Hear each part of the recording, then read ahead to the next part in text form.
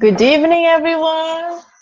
This is Angy Stewart from Miami InnerLight here at Kardec Radio again. 2 weeks passed. So quick, but we are here again and we're very happy about it. And to the ones that don't know how our class goes through, we study 2 books, 30 minutes each book.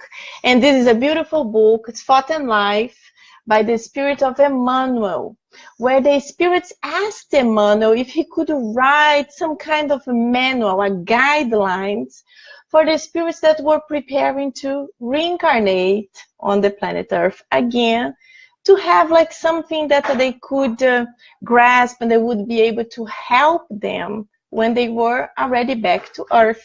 So this is what Emmanuel did. He did these beautiful chapters, 30 chapters, with summary of important titles. And that's what we study. Every time we come here, we study 1 chapter. And then our next half an hour, we study another amazing book, The Gospel According to Spiritism, that was codified by Allan Kardec. So these are 2 beautiful books, and we will be together for 1 hour every 2 weeks.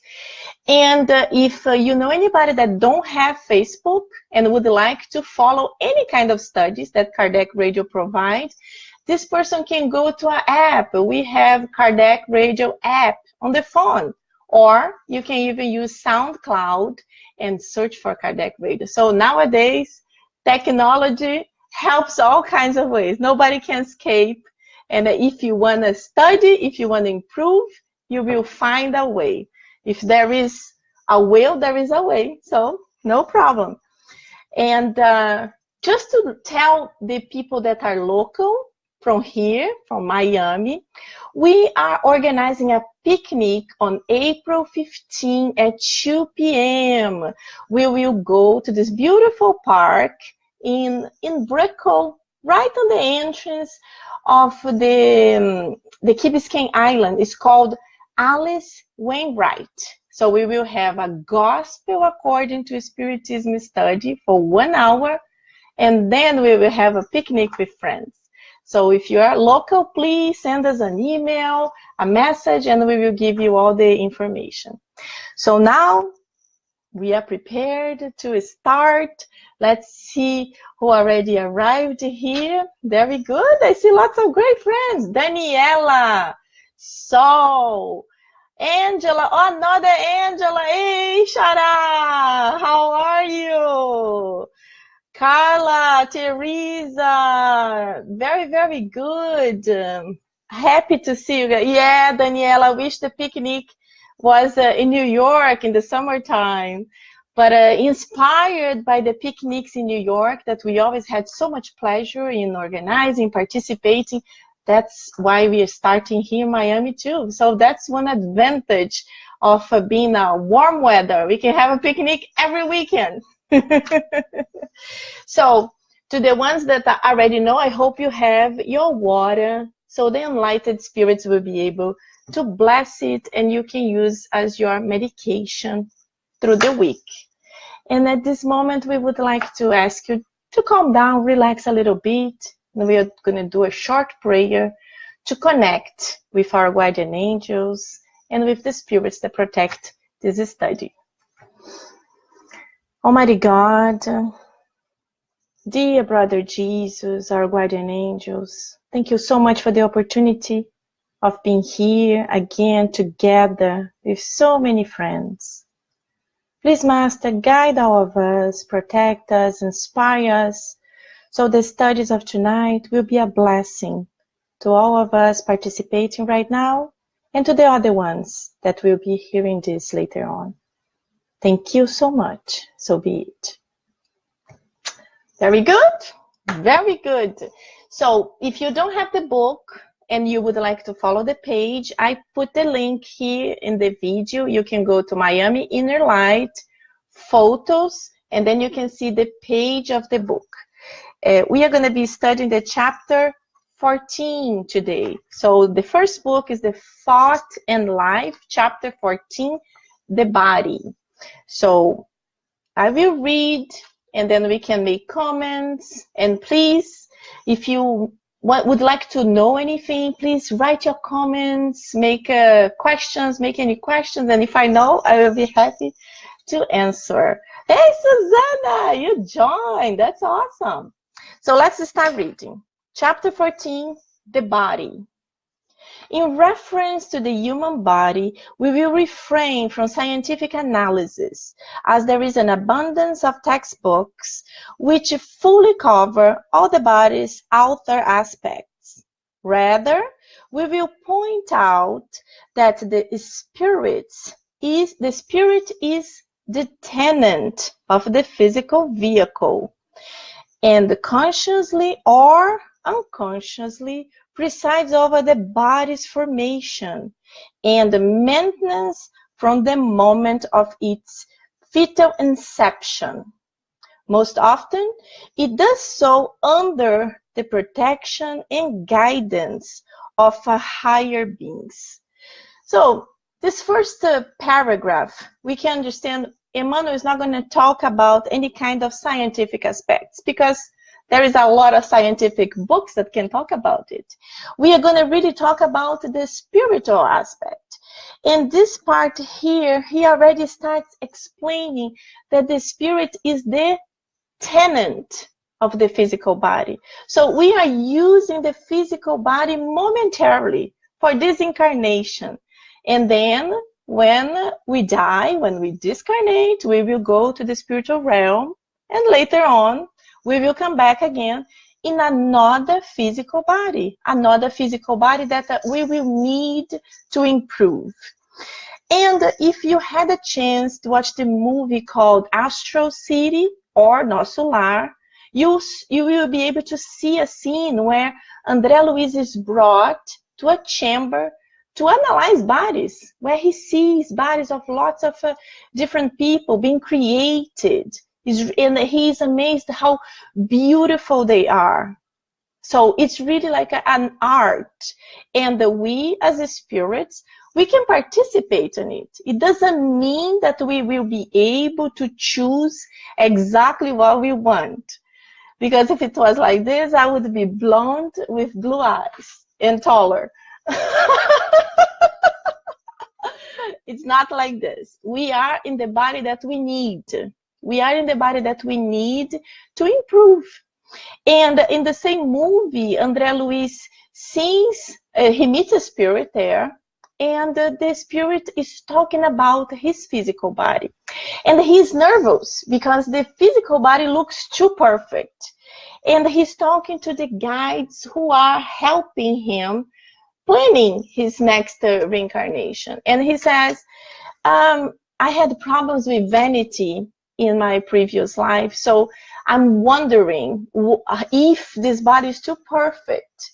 And then the story is more or less like this. And then the spirits say, well, we can work on it. Maybe we can place a defect on your leg, so you are not going to be so perfect, and we'll be able to give you strength to overcome any kind of difficulties related to vanity. This is just one example. There are so many different stories. In Spiritism, we can never say this happened because of this, because the aspects are so different. So we can just grasp what the spirits tell us, and we can imagine what could have happened to a certain person or not. But it doesn't matter. You don't need to worry about that. We are always improving.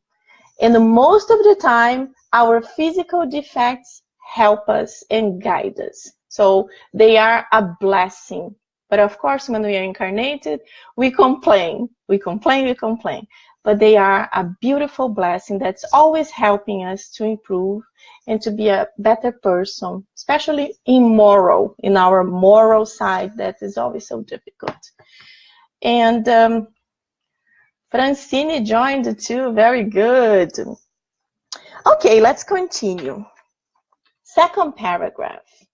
Upon reincarnation, the spirit brings with it the total of its good and bad mental reflexes, according to the harvest of useful or damaging deeds it had previously sown. The spirit incorporates the cells of the developing body to the patterns it carries within its structure. These patterns will become part of its life on earth, beginning with the very first cell. So this part is very, very interesting. But let's continue reading another paragraph to make comments. The body develops by means of these cells that multiply and organize around the spiritual matrix, like iron filling around a magnet. In the beginning, cells are formed by the blastoderm, from which emerge the intestinal duct, nerve, and skin tissues, bones, muscles, and blood vessels. Soon afterwards, in this process of spontaneous development, the spirit finds itself materialized on the physical plane, dwelling in a body through which it can manifest.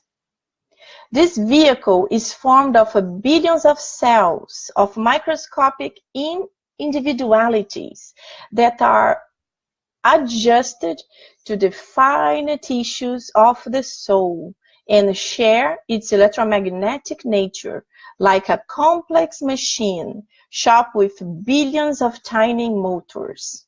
They are driven by electromagnetic oscillations of a scientific wavelength, which emit their own radiation and assimilate the radiation of the plane in which they are found.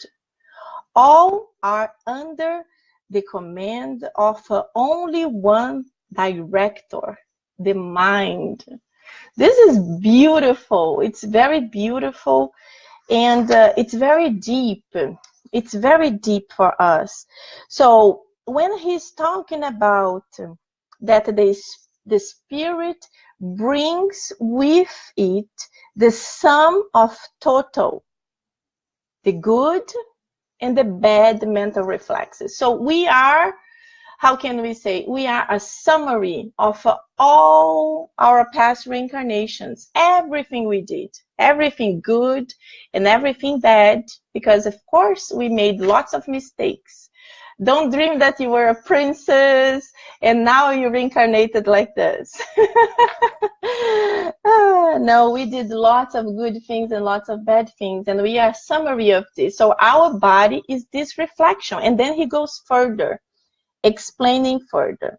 And then he says, the spirit incorporates the cells of the developing body to the patterns it carries within its structure. So many times we think, how can I explain? Many times we think, oh, we got this body because our mother and father only. It's not only. As he explaining, the cells get together because of the spirit needs. So the spirit is like a magnet. The spirit magnets, it attracts the cells it needs to be formed.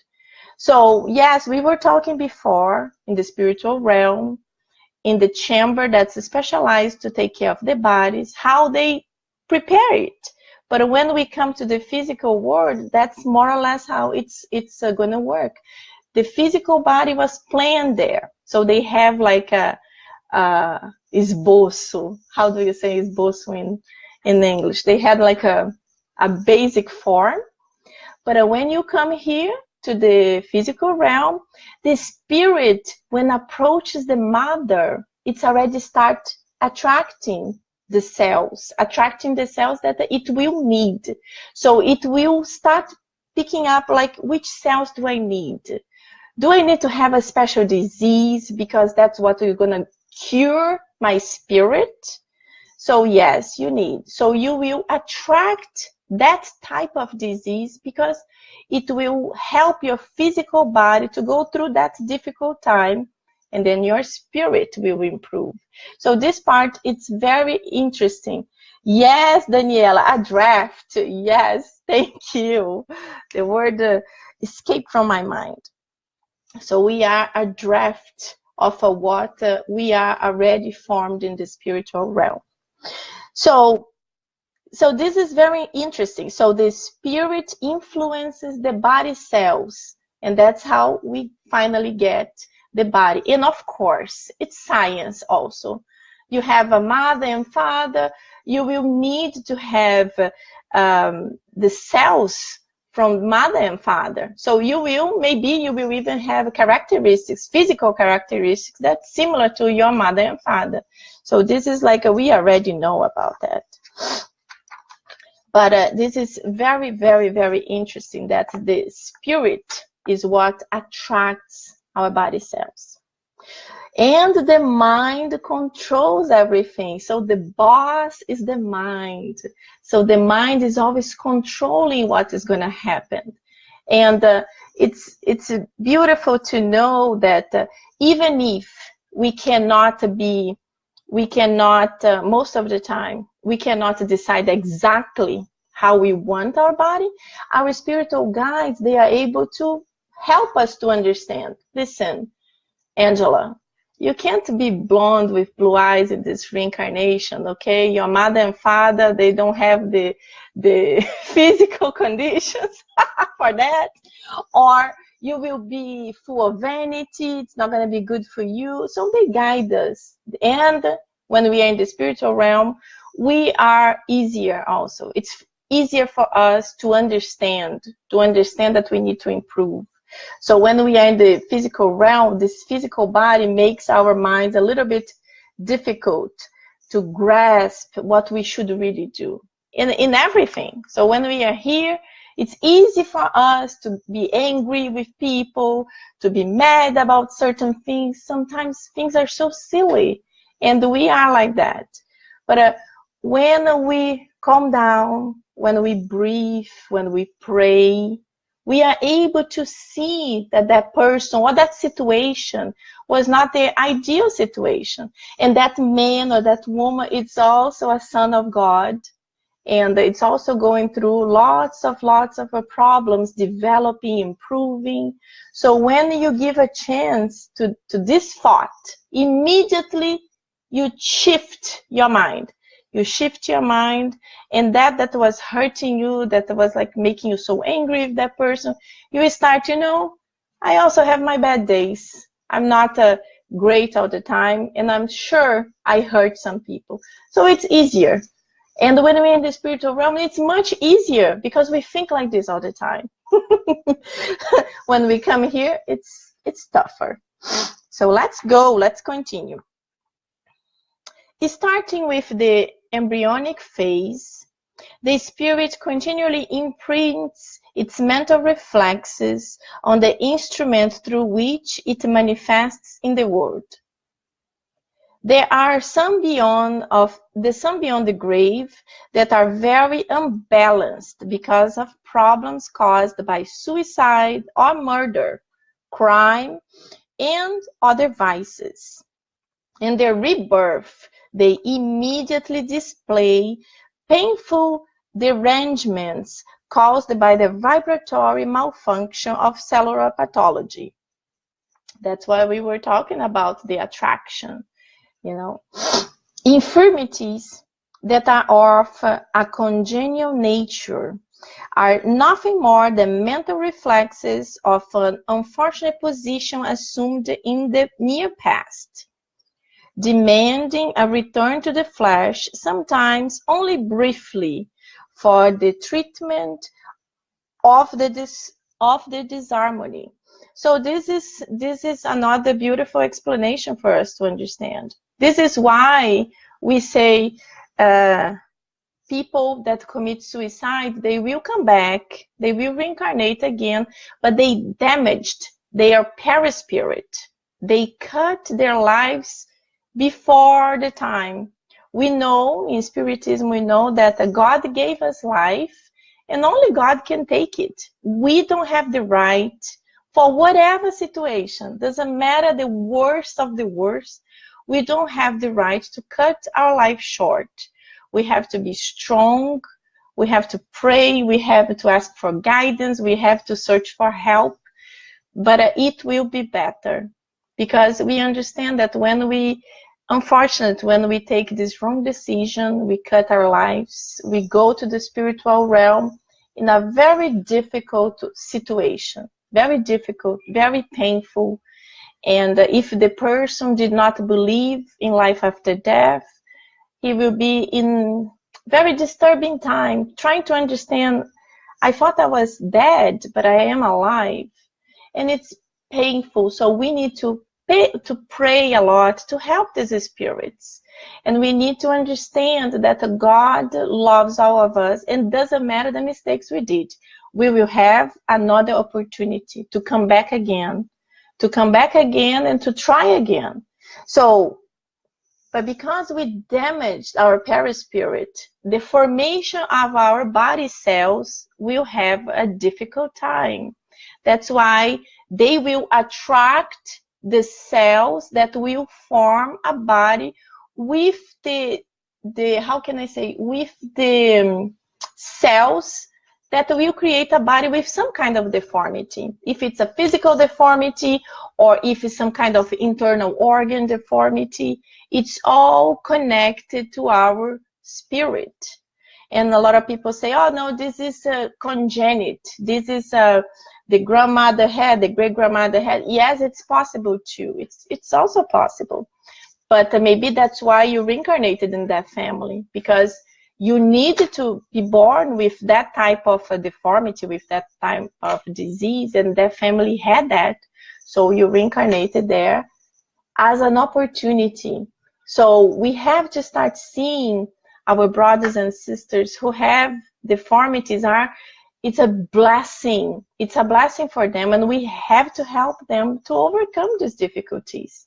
We all committed mistakes in the past, but now that's the time that we understand our mistakes. We understand that we have to be better. We have another chance, and let's embrace this chance, and let's change. Let's make changes in our life. Let's not leave for tomorrow what you can do today.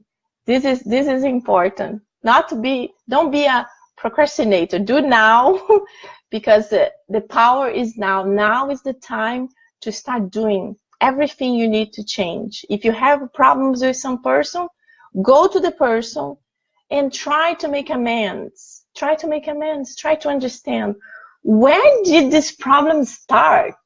Why we never liked each other? Maybe, yes, maybe something from a past life. Who knows? Maybe it is from a past life. But even if it's from a past life, this is the opportunity to start making amends now. You know, let's, how can I say, let's practice being nicer. Let's practice to smile. You know, if somebody looks at you like with an angry face, smile. I always tell my friends that my neighbors from my building, they never escape me, because as soon as we go in the elevator, I start looking and I start thinking how I'm going to talk, what I'm going to talk. And then nobody escapes. So the elevator is the people that people feel they nowadays on the cell phone all the time. And it's awful. Nowadays it's so difficult to know your neighbors, because nobody talks to anybody. So the elevator for me is a wonderful opportunity. That's when I'm like, oh, you live on the 35th floor. That's awesome. Whatever. Let's take this opportunity to be nicer to people. Any people. So let's continue. You guys don't have any questions, any comments? It's not easy sometimes. I know, so it's not easy. It's never easy. If life was easy, we were not going to be here on Earth anymore. We would be already in Jupiter, because we would be already living with spirits that are like us, that we are all very similar. We are all very loving beings. And it's not reality of Earth right now. But it's important. do your part. That's what I always say. Do your part. If the other person do not answer back, it's okay. It's okay. It's not a problem. How many people I talk in the elevator and they answer with little yes, no, yes, no.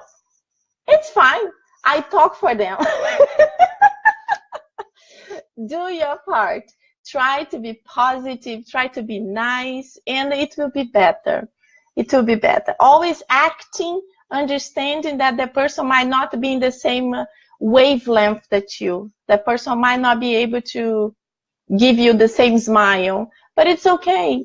The person will always remember, wow, that girl, she's nice. She smiles to the people. That's very nice characteristic. Even if that person cannot do the same, it's okay. You do your part, will be better. Will be always better.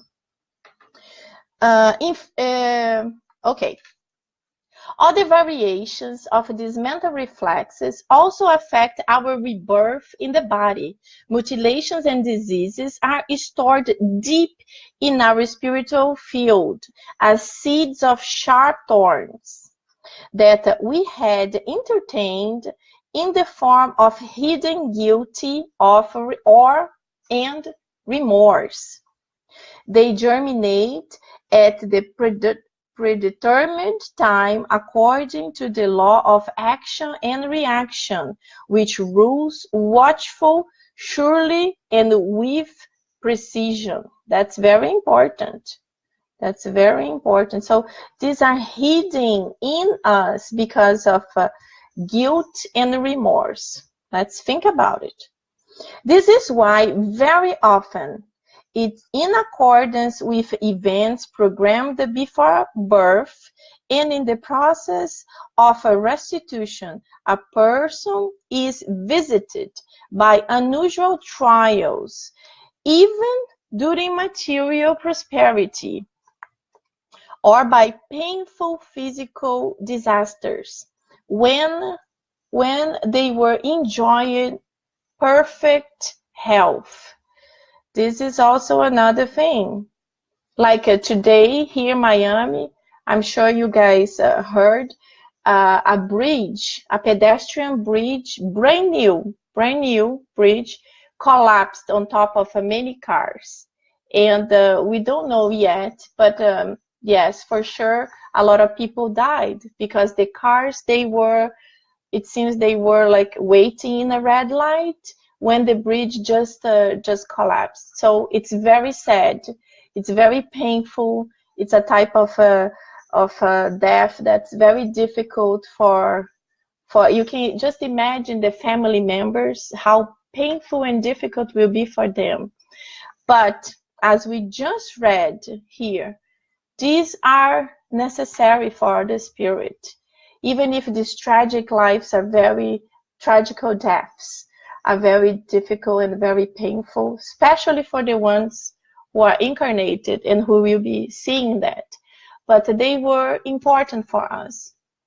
Who knows what we did in the past, what we did, why we needed to go through this difficult trial, because it is challenging, it is very difficult, and we have to pray a lot.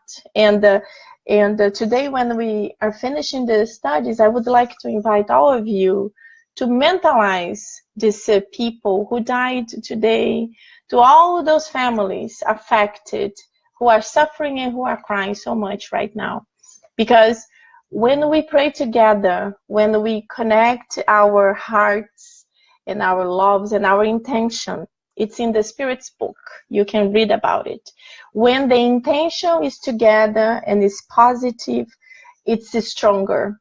The prayer is stronger because the intention of many people praying for those people will help them. So let's do it when we are finalizing.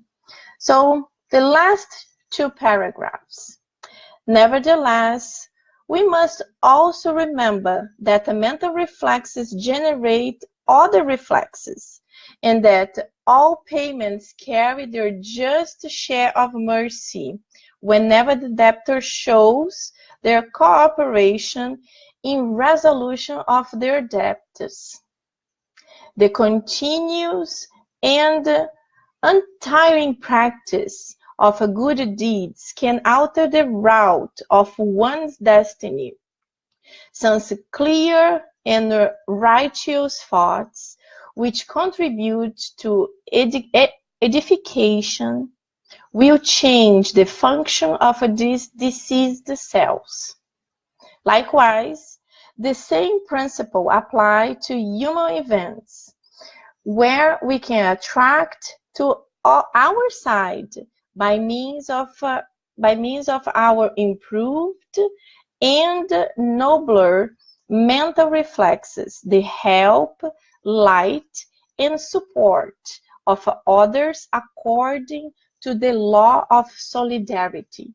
So these two final paragraphs are very beautiful because they give us a lot of hope. Donna, thank you. I love the picture. So they give us a lot of hope at telling us that even if we made so many mistakes in our past lives, we probably hurt so many people, God is always so merciful, and is always helping us. It's not like people imagine. People imagine people imagine like God, imagine wrongly, because it's not like that. Imagine like, oh, somebody killed 100 people, so they will be murdered 100 times. It's not like that. God is so blessing that a person who made a huge mistake will reincarnate and will not suffer that. It's not that God is going to punish the person like this. We have to understand that God do not punish us. We feel like punishment, but it's not a punishment. It's really a teaching. It's like you go to school, you did great, you did very good in all your subjects, but then you did really horribly in math. And then what's going to happen? The math teacher is going to approve you to go to the next level? No, he cannot. Because if you go to the next level with all your friends, it's going to be worse for you because you are not understanding that. You need to repeat. You need to do it again. So when you do it again, now you already know that you had problems with math. So you will focus more. You will try to study harder. You will ask for help. And of course, for the kid, for the person who is doing again, repeating another year, I think here is different. But in Brazil, you have to repeat the whole year, all the subjects, even the subjects that you were really good, you have to do it again because of math. So it's very painful for the person who is going through that. But it's a blessing because this person will be able to overcome the difficulties, will learn, so we'll be better. And the last paragraph is super important because it explains to us that according to whatever we are doing here right now, our reincarnation can be even slightly modified to better, to be better, to be easier. There is a beautiful story. I can't tell the whole story, it's too long, but it was a man who committed a very, very bad crime in his past life. And his spiritual plan to reincarnation was to lose the whole arm. He had to lose the whole arm because of things that he did in the past. And then when he reincarnated, he was such a hard-working man. He was always positive, always loving. He was the person from the community. He was from a poor community that was always helping, always finding how to help this family, how to help that family. He improved. He ended up having some kind of a little industry that they were building machinery. And one day, one of the machines fall on top of him, but only cut two fingers off of his hand. And then people started talking about, oh my God, God is so mean, is so bad. This man is always helping every single person. And look how terrible this accident cut 2 of his fingers. Yes, that's how people see it. People imagine that. But in reality, God changed his plan. He had agreed to lose the whole arm to improve faster. But because of his attitude when he incarnated, he was so good. He was helping so many people, giving jobs to people. God changed slightly his plan and didn't see the need of cutting his whole arm anymore. So just the 2 fingers. But as we don't know, people comment things that they have no idea. They do not understand the spiritual reality. So the last point that we have to know is that besides being positive, changing your attitudes in this reincarnation, when you change your thoughts too, when you start thinking about the positive things, about seeing things in a different perspective, you help yourself and you help others, and you attract spirits who think like you. Spirits who are loving, spirits who enjoy helping others, spirits who are positive. So you surround yourself with good incarnated and discarnated people. Do you want something better than that? You know, this is awesome. But you have to be careful because this also happens to the other side. When you are negative, when you are angry, when you are mean, when you kind of cultivate anger towards people, when every single thing you see in people is bad, what are you attracting? The same level of spirits, the same level of spirits who are thinking that same wavelength, the same negativity. So sometimes you feel even worse. You feel like, oh, life is terrible, really. Because of this, we are what we think. So if we think something good, we will become good, we'll become better, and we will attract spirits who are better and who are also trying to help us. So let's keep this in mind. Do not keep negative thoughts. Yes, you probably are saying, well, sometimes it's impossible not to think negative. I know. And when a family member dies, we are very upset. And it is normal. It's painful. We need time to recover.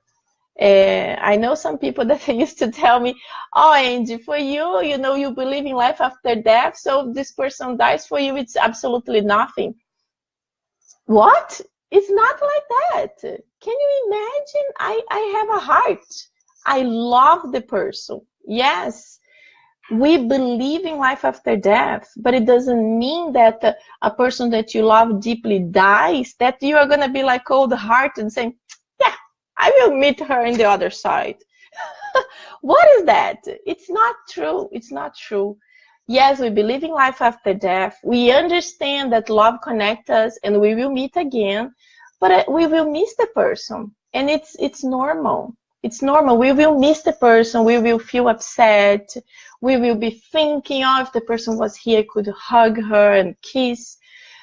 But what is not normal for a spiritist is to maintain this type of attitude for a long time. This is not normal because we know that God is love. And if that person had to leave, it's because it was necessary.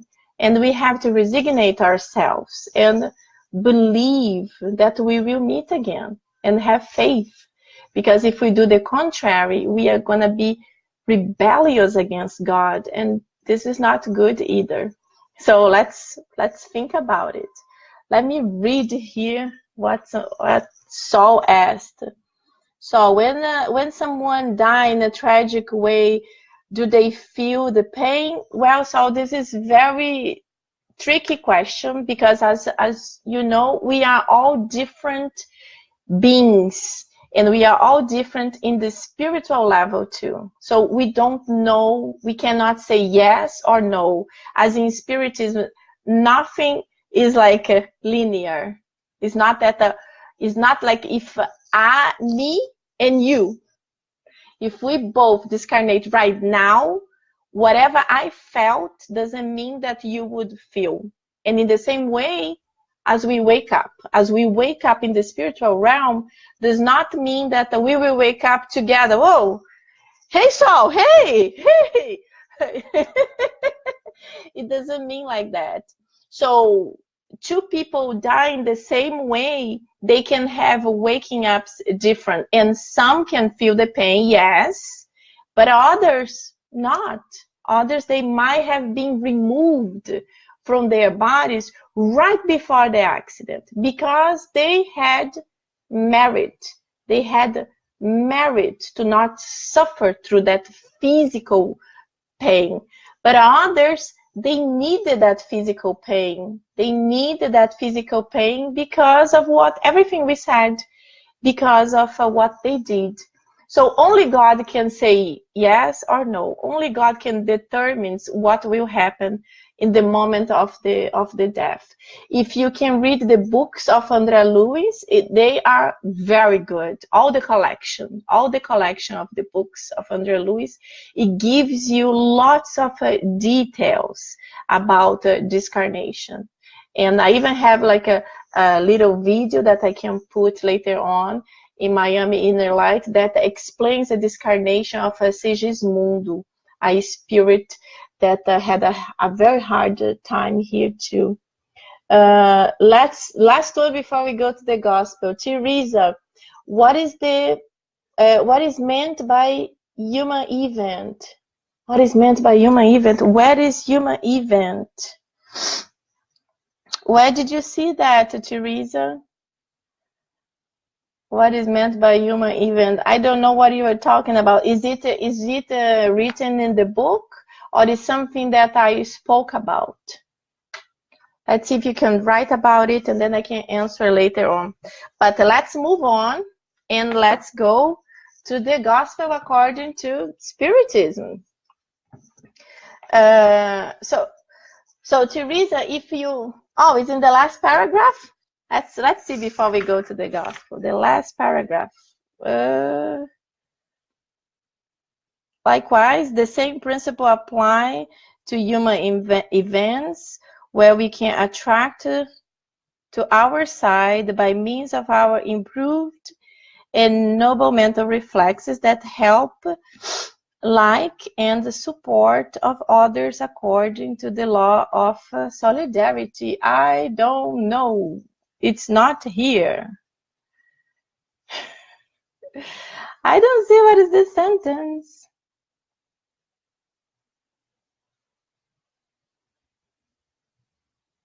I'm sorry, guys. I don't see this sentence in the last paragraph. Let's go to the gospel because we are a little bit over time. And then if you see the paragraph, you can copy and paste that for me, and then I can comment. So today we are in the Gospel According to Spiritism introduction number 4, and we are going to be talking about Socrates and Plato, the beautiful philosophers of the past.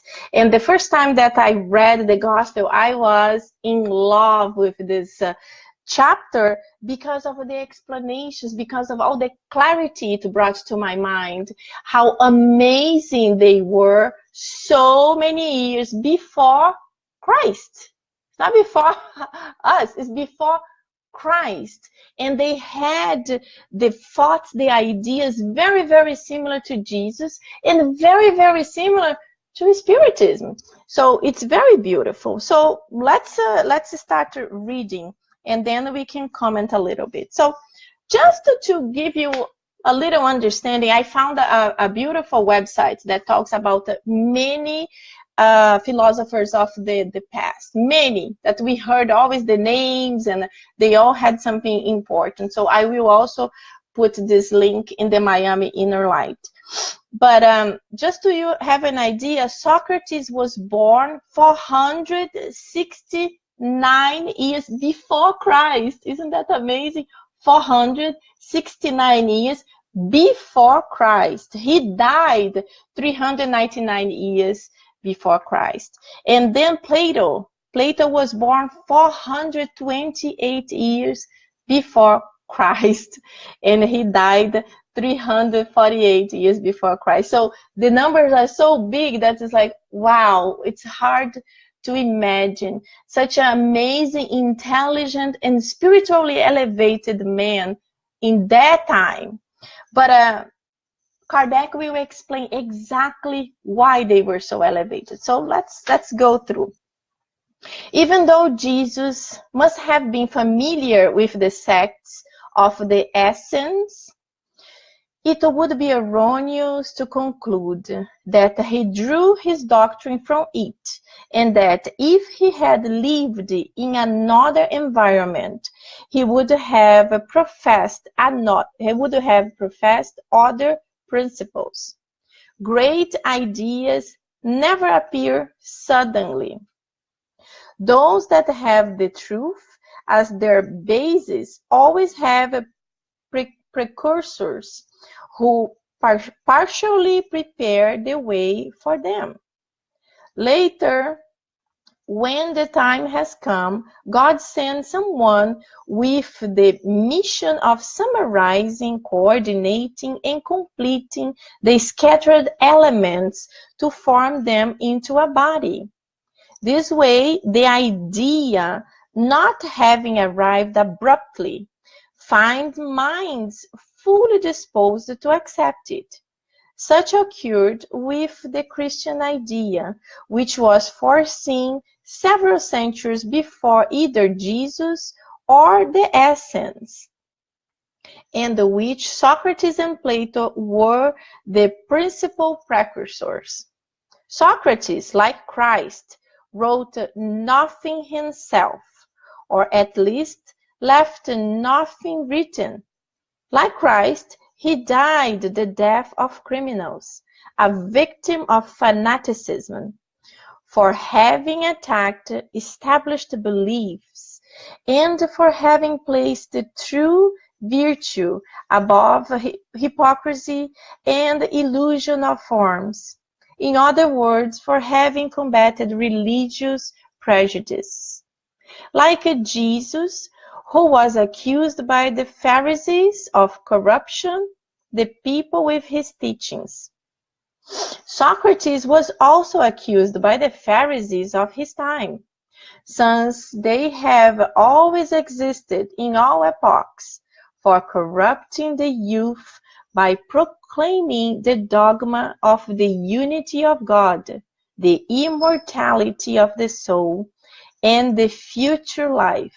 So Socrates was corrupting the youth for talking about these three subjects. Isn't that amazing? He was corrupting the youth because of proclaiming the dogma of a unity of God, one God only. We know in Greece they believed in many gods, many gods for anything, water, sun, everything. And Socrates was talking, no, there is only one God. And then immortality of the soul, exactly what we're talking today. We talked today in the other book. This body will perish, this body will die, and then the spirit will be free, and then the spirit will come back again in a different body. That's exactly what he's talking about. And the future life, we will come back again. So just as we know about the doctrine of Jesus only through the writings of his disciples, we know about the doctrine of Socrates only through the writings of his disciple Plato. We believe it useful to summarize here the most prominent points in order to show their concordance with the principles of Christianity. So this part here is very beautiful. So the first big paragraph explains that great ideas, they cannot come sudden. They need to have preparation. It's exactly like us. We want to be, want to be a lawyer. You want to be a lawyer, so you already must like to read a lot and to write a lot. But you need preparation. You need to go through school to be able to prepare yourself to be able to become a lawyer. And the ideas is more or less the same thing. Like people start reincarnating, like we always talk about it. Nowadays, the kids, they are special. It's almost like they are already prepared with a special chip. They have like this already in their brain. They already go to a computer. It's almost like automatic. They know how to do everything. Everything is easy and everything is simple for them. What took us a long time, they are already like prepared. But ideas are the same thing. So you have to be open-minded to certain things to be able to accept it, although it's more difficult. For example, me, since a child, I was always attracted by spirits. Always. I always loved anything that was related to spirits. Ghosts, people talk a lot about the ghosts. So I was always, wow, this is marvelous. This is so interesting. And so when somebody died, the spirit can appear. And then my friends would like, aren't you afraid, if a ghost appears here? I was like, I don't know. I think it's so interesting. I would love to ask lots of questions. And my friends are like, whoa, you are creepy. But it was not that. I believe it's because, I always had this inside of me that I was going to study this deeper, and I was going to really understand what was it. So I was born with it in me. I was born with this desire to understand. Even if when I became a teenager, I was really afraid of going to a Spiritism center, because in my mind, when I became a teenager, as soon as I put my feet inside the Spiritism center, I was going to start seeing all kinds of spirits, and I didn't want to. So this was already something else, because I knew, how can I say, subconsciously, I knew my mediumship was going to really be boosting quickly and sooner. So I was almost like, oh, I don't want this right now. But as we know, we are nobodies. We don't have really the saying, I don't want this, I don't want that. When it has to happen, it will happen. And it will happen by law or by pain. Usually by pain. Most of the people search for Spiritism for pain. And that's exactly what happened to me. It's a long story, but I start seeing lots of spirits every single day. And it was very difficult. I was extremely scared. And I was talking to them, as I used to say, when I was a child, but they were not very friendly. And it was very difficult for me. I couldn't sleep. So God is so merciful that it made me to go to a friend's house that I hadn't seen for 10 years. And as soon as I arrived, the first thing they start talking was Spiritism and mediumship. And I didn't understand anything of Spiritism. My parents were Catholics, and they really didn't want to get involved with anything of occult. So I was like, wow, can they see my mind? And then I told her, my aunt, my dear loving aunt, she's the mother of a friend. I call her aunt.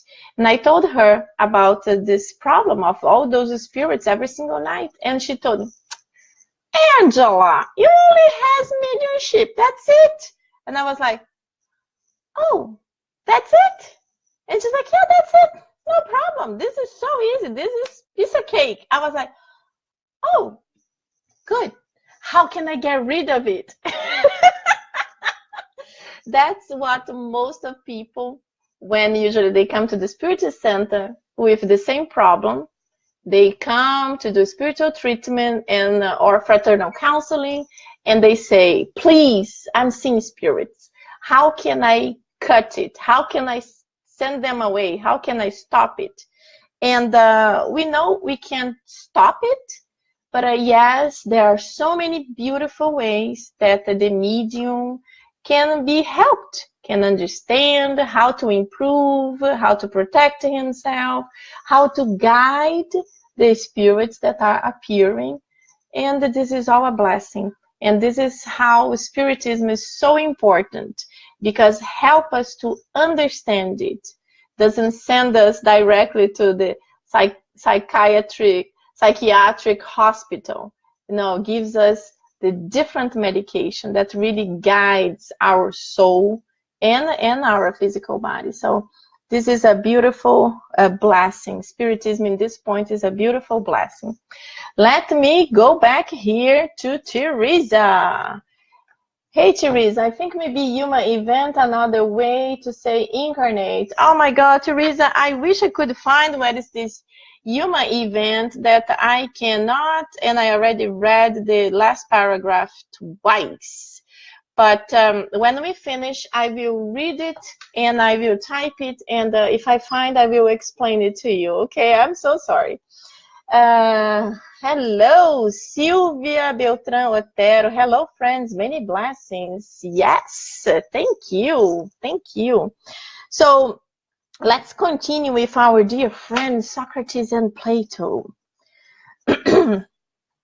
To those who will consider this parallel to be profanation and claim there could be no parity between the doctrine of a pagan and that of a Christ, we will respond that Socrates' doctrine was not pagan, since its objective was to combat paganism.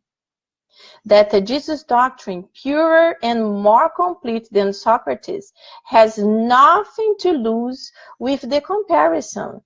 That the grandeur of Christ's divine mission would not be diminished because of it. That furthermore, it's a historical fact which cannot be denied. Humankind has reached a point in which the light radiates by itself from under the bushel. It is mature enough to face it. So much the worse for those who do not dare open their eyes. The time has come to examine matters broadly and from a higher level, and no longer from the trivial and narrow point of view of the interest of sects and castes. So this is also there is another paragraph. Moreover, the citations will prove that if Socrates and Plato forsake the Christian idea, the fundamental principles of Spiritism must also be found in their doctrine. So Kardec is so bright. He is so intelligent, and he analyzes everything so beautiful. So he's analyzing and he's just saying, like a lot of people imagine, he's making a comparison in the 1800s, making a comparison of the doctrine of Socrates and Plato with Jesus. So a lot of people could say, this is a profanity. Jesus is our Lord, our Savior, and Socrates, who was Socrates? They might say that. And he's saying, Socrates and Plato doesn't remove anything from the beauty of the doctrine of Christ, because of course, the doctrine of Jesus, the teachings of Jesus, they were much more deeper. They were much purer. But the doctrines of Socrates and later on Plato, they were the basis. You know, you have to have a base in order to be able to build your home. So you can analyze like this. And the teachings they brought, they were beautiful. As we just read in the paragraph before, you know, Socrates was talking about one God, immortality of the soul, and he was talking that there is a future life. This is very similar to many of the teachings of Jesus and the teachings of the Spiritism. So Kardec explained this in a very beautiful way. They were the basic, and Jesus was like the master class. And now we are doing Spiritism. That's the doctors, because Jesus came here to teach. We couldn't fully grasp, and now we have to study again to be able to see, okay, now I understand. Let's understand it together. That's why when we study these books in a group, then when we can like make comments, ask questions, it helps us to understand. Analyzing paragraph and paragraph, then we're like, oh, now I can understand it better. Because it's also like sometimes you take a book like this one. This is a dense book, you know. It's short, it's beautiful, but it's so dense. There is so much inside of every paragraph that sometimes it's difficult to understand. So when we study like this, we digest it in an easier way, and you're like, ah, now I got it. So that's why it's so good for us, because we have to improve all the time. So let's improve in this reincarnation. We are so blessed that the technology helps us so much. You know, I am physically in Miami, but I'm sure there are people from my dear friends that I know from Connecticut, New York, New Jersey, many other states. And we are all together here. Teresa, which state are you? Please write there. I don't remember. I know that you live in North. But so we have this blessing to be together here studying Spiritism. So let's take this opportunity to little by little improve ourselves. It's so good that when we cannot go to beautiful talks, we can listen to it, we can see the videos. YouTube is fantastic. YouTube, there are so many beautiful teachings that we can always improve and enjoy and participate. So I'm very happy that we are studying together. So thank you so much for everybody here. I'm glad that we were able to study what I had programmed to study. And next week we will do chapter 14. 14 or 15? 15. We'll do chapter 15. Let's see which one will be 15. Health. You see, Amanda is so smart. He creates the body, and then right after the body, the health. Perfect. And in the gospel, we will be talking about the summary of the doctrine of Socrates and Plato. And Teresa, yes, Vermont. Teresa is in Vermont. Very good. This is awesome. So guys, pleasure to be here with you. Let's now get our minds together, and let's think about those souls that I mentioned before that perished today, and the family members are suffering so much. And let's send our beautiful mental vibrations together so they can benefit from it. So let's just close our eyes for a few seconds and think. Dear God, thank you so much for the studies of tonight. Thank you so much for everything we learned, everything we are learning in this incarnation. Please, Master Jesus, help us to improve day by day. Becoming a better person is so important for our spirit, so our reincarnation will be well used. And after receiving so many blessings, we would like to ask the good spirits that are with all of us here at this moment to involve all the people who discarnated today in this terrible accident here in Miami, when the bridge fell and crashed so many cars. Please, Master Jesus, send your angels to all those people who died, so they will be able to be rescued quicker. If possible, they will have no pain. They will be able to be guided to a hospital where they will start their treatment and their understanding of the new life they are right now. And we also would like to ask for the family members, for the friends, for the people who knew them, who are suffering so much here, with all the media attention.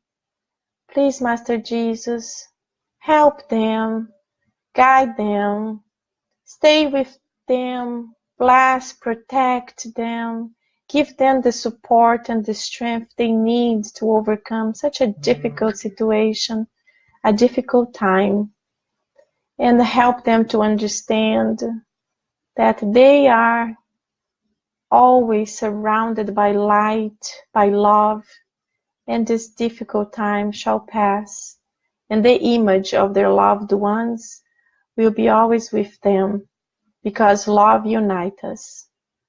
Thank you so much. So be it. So my friends, thank you so much. It was awesome to be with you here. Let me just see what Saul mentioned. Angela, as you said before about the medium, I was doing my gospel today and I opened the page of the parable of the withered fig tree from the book Gospel According to Spiritism, and it talks about the mediums. Just about what you said, it is beautiful. Yes, mediumship is actually a blessing. It's a blessing for the medium and the spirits who are able to communicate with them and ask for help and receive help. But we have to understand this better so we are not afraid of it. So guys, thank you so much. God bless all of you. Enjoy your next weeks, and I see you soon here again in Kardec Radio. Thank you. Bless you. Bye-bye.